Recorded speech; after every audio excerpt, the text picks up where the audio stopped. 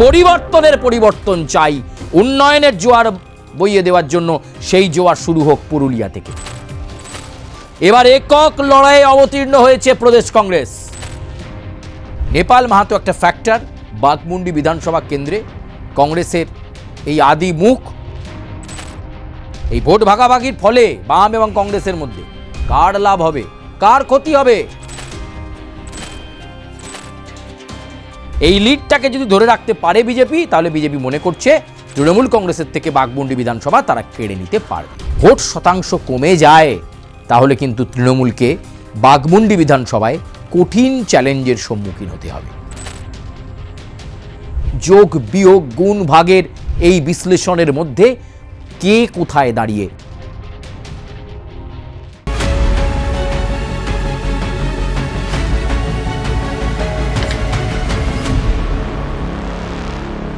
নমস্কার, আমি সুচারু, আপনাদেরকে স্বাগত জানাই ভোটের হাওয়ায়।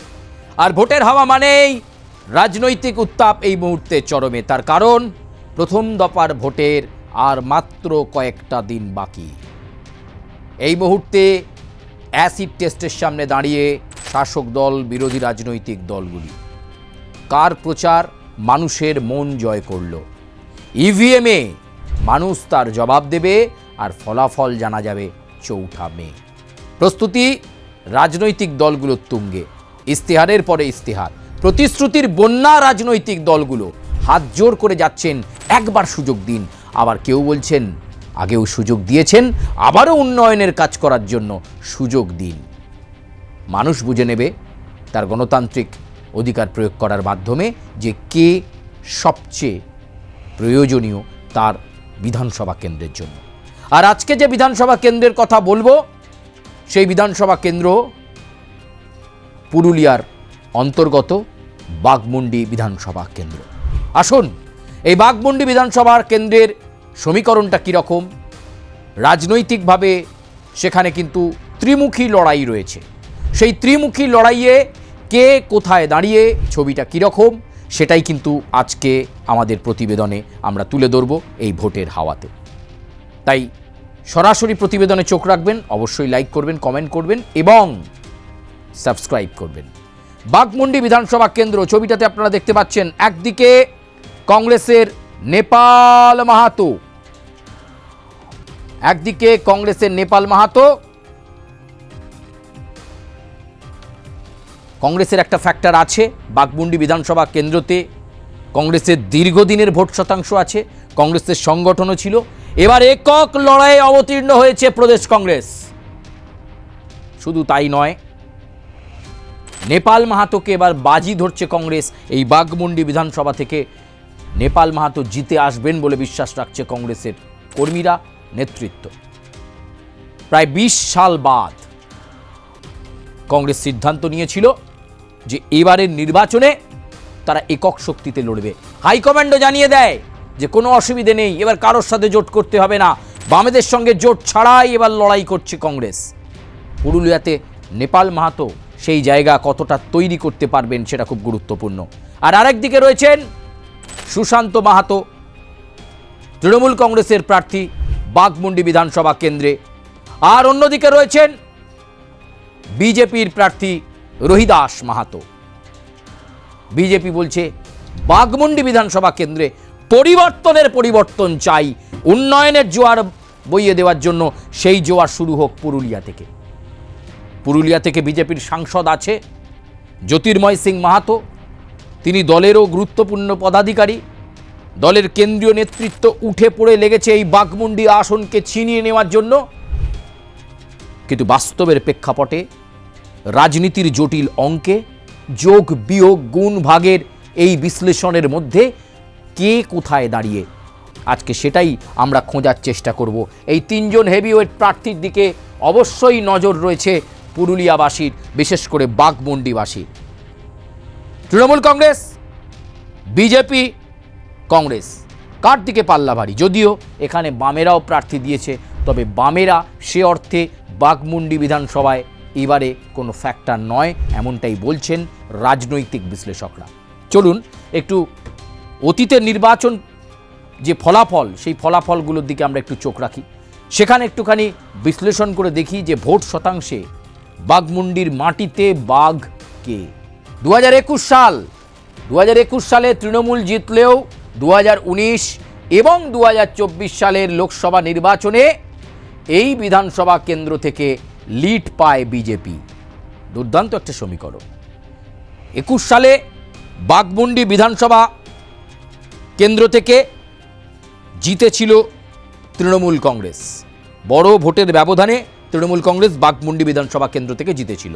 কিন্তু যেই লোকসভা নির্বাচন হলো, ছবিটা অন্যরকম হলো। দেখা গেল বাঘমুন্ডি বিধানসভা থেকে লিড নিল ভারতীয় জনতা পার্টি। 19-এও তাই, 2024-এও তাই। এই বিধানসভায় কংগ্রেসের স্ট্রং ম্যান নেপাল মাহাতো, আমি যে কথা বলছিলাম, নেপাল মাহাতো একটা অবশ্যই ফ্যাক্টর হবে। হয় তিনি জিতবেন, না হয় তিনি এমন ভোট শতাংশ পাবেন যেটা কোনো একটি রাজনৈতিক দলকে অসুবিধায় বা সুবিধায় ফেলবে। নেপাল মাহাতো একটা ফ্যাক্টর বাঘমুন্ডি বিধানসভা কেন্দ্রে। কংগ্রেসের এই আদি মুখ, এই ভরসাযোগ্য মুখ, এবারও তিনি টিকিট পেয়েছেন। ফলে লড়াইটা অনেক চিত্তাকর্ষক হবে বলেই মনে করছে বিশ্লেষকদের একাংশ। 2016 বিধানসভা নির্বাচন, বাঘমুন্ডি বিধানসভা কেন্দ্রে তৃণমূল কংগ্রেস ভোট পায় 42.59%। ভারতীয় জনতা পার্টি ভোট পায় 5.96%। বাম কংগ্রেস ভোট পায় 47.16%। অর্থাৎ পয়লা নম্বরে ছিল বাম কংগ্রেসের। অর্থাৎ কংগ্রেস এবং বামেদের দুর্গ এই বাঘমুন্ডি। 2016 সালেও তৃণমূল কংগ্রেস তাদের দ্বিতীয় যে টার্মের নির্বাচন, অর্থাৎ 2011 সেই নির্বাচনেও ছিনিয়ে নিতে পারেনি, 2016 নির্বাচনেও ছিনিয়ে নিতে পারেনি এই বাঘমুন্ডি বিধানসভা কেন্দ্র বাম কংগ্রেসের কাছ থেকে। 2 নম্বরে ছিল তৃণমূল, 3 নম্বরে ছিল বিজেপি, অন্যান্যরা 4 নম্বরে। অন্যান্যরা পেয়েছিল 4.29% ভোট। সেবার 2016 বিধানসভা নির্বাচনে বাঘমুন্ডি বিধানসভা কেন্দ্রে বাম কংগ্রেস জোটের জয়ের ব্যবধান ছিল 8,587। 8,587 ছিল তাদের বাম কংগ্রেস জোটের জয়ের ব্যবধান। পরবর্তীকালে কি হলো, কিভাবে ক্ষয়িষ্ণু হয়ে গেল বাম কংগ্রেস, চিত্রের পরিবর্তন কি ঘটল, চলুন একবার দেখা যাক। 2019-এর লোকসভা নির্বাচনে বাঘমুন্ডি বিধানসভা ভিত্তিক ফলাফল। ছবিটা ভালো করে দেখবেন। আগের স্ট্যাটিস্টিক্সটা দেখেছেন, এবার দেখুন। তৃণমূল কংগ্রেসের ভোট শতাংশ 24.11%, কমে গেল। বিজেপির উত্থান ঘটে গেল। বাঘমুন্ডি বিধানসভায় ভারতীয় জনতা পার্টি 50.82% ভোট পেল। এইখানেই মুখ থুবড়ে পড়ল 2019-এর লোকসভা নির্বাচনে। বাঘমুন্ডি বিধানসভা ভিত্তিক যে ফলাফল বা যে ভোট শতাংশ, সেখানে দেখা যাচ্ছে কোথায় 47% ভোট ছিল, সেখানে বাম কংগ্রেস চলে গেল 14.95%। মানে 30% কমে গেল।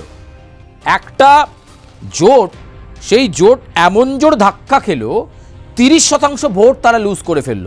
বিশ্লেষকরা বলেন 2019-এর লোকসভা নির্বাচনে বাঘমুন্ডি বিধানসভায় বাম কংগ্রেসের ভোট, অর্থাৎ বাম ভোট চলে গিয়েছিল রামে, যে কারণে বিজেপির এই উত্থান। অন্যান্যরা পেল 5.17%। বিজেপি লিড নিল, যা আগে কোনো দিন হয়নি। বিজেপি পুরুলিয়ার মতো জায়গায় লিড নিল 52,708। এই কারণেই পুরুলিয়া থেকে সাংসদ হিসাবে নির্বাচিত হলেন জ্যোতির্ময় সিং মাহাতো। এটাই ফ্যাক্টর ছিল বিজেপির এই ড্রাস্টিক চেঞ্জ এবং উত্থান, এবং সেখানে একেবারে মাটিতে মিশে যাওয়া বাম কংগ্রেস ভোট 47% থেকে 14.95% পৌঁছে যাওয়া। পরবর্তী স্লাইড। এলো 2021-এর বিধানসভা নির্বাচন। 2021-এর বিধানসভা নির্বাচন, প্রবল সাংগঠনিক শক্তি নিয়ে ঝাঁপিয়ে পড়ল তৃণমূল কংগ্রেস। ছুটে গেলেন মমতা বন্দ্যোপাধ্যায়, ছুটে গেলেন অভিষেক বন্দ্যোপাধ্যায়। তার ফলাফল হলো ভোট শতাংশ বাড়ল তৃণমূলের। 35.79% ভোট পেল তৃণমূল। বিজেপির ভোট শতাংশ 2019-এর লোকসভা নির্বাচনে বিধানসভা ভিত্তিক ফলাফলে যেরাম লিড ছিল ঠিক সেরকমভাবেই পতন ঘটল।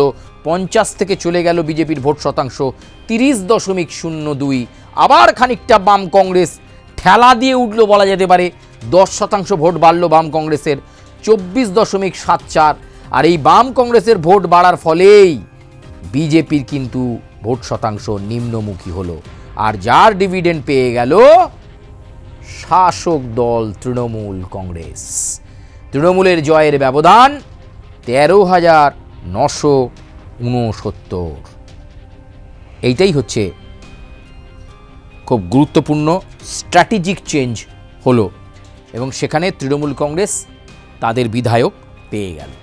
এবারে নির্বাচনী লড়াইয়ে সুশান্ত মাহাতো নেমে পড়েছেন, নেপাল মাহাতো নেমে পড়েছেন, রোহিদাস মাহাতো নেমেছেন, প্রত্যেকের মতো প্রচারে ঝড় তুলেছেন। কিন্তু অঙ্ক কেউ ভুলে যাননি, তারা তাদের ভোট শতাংশটাকে মনে রেখেছেন।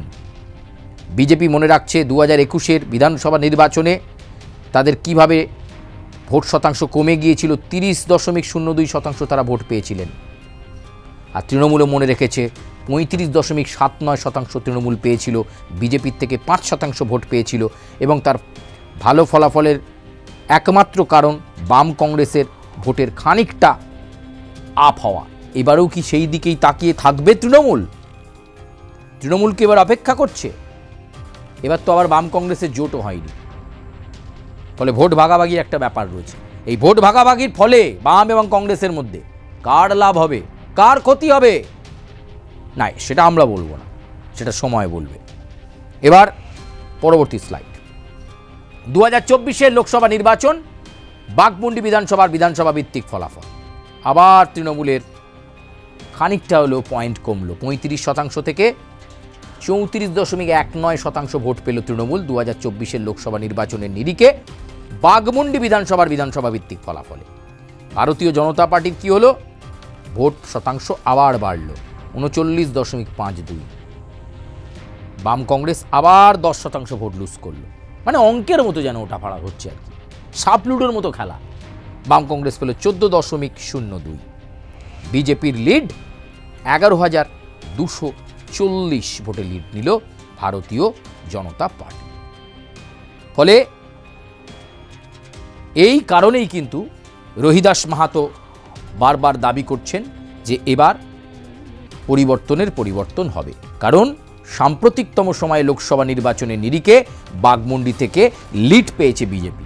এই লিডটাকে যদি ধরে রাখতে পারে বিজেপি, তাহলে বিজেপি মনে করছে তৃণমূল কংগ্রেসের থেকে বাঘমুন্ডি বিধানসভা তারা কেড়ে নিতে পারবে।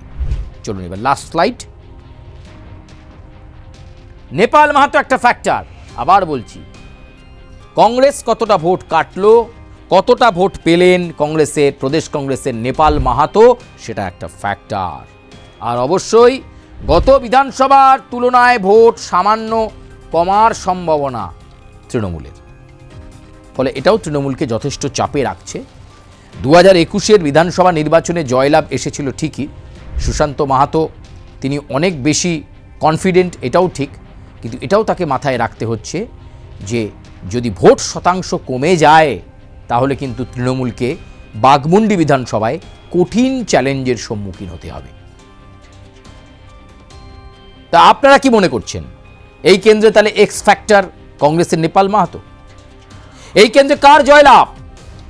তৃণমূল, বিজেপি, কংগ্রেস নাকি অন্য বিকল্প কেউ? কি মনে হচ্ছে আপনাদের?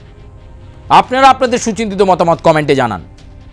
লাইক, সাবস্ক্রাইব এবং বেল আইকনে প্রেস করতে ভুলবেন না। ভোটের হাওয়া আজকের মতো এ পর্যন্তই। আপনাদের সঙ্গে আবার দেখা হচ্ছে ভোটের হাওয়ার নতুন কোনো প্রতিবেদন নিয়ে, কিন্তু ততক্ষণ পর্যন্ত বাঘমুন্ডির মানুষ কি বলছেন কমেন্টে জানান। আপনারা কার দিকে পাল্লা ভারী, নেপাল মাহাতো, রোহিদাস মাহাতো নাকি সুশান্ত মাহাতো? আপাতত এই পর্যন্তই, দেখা হচ্ছে ভোটের হাওয়ার অন্য প্রতিবেদনে।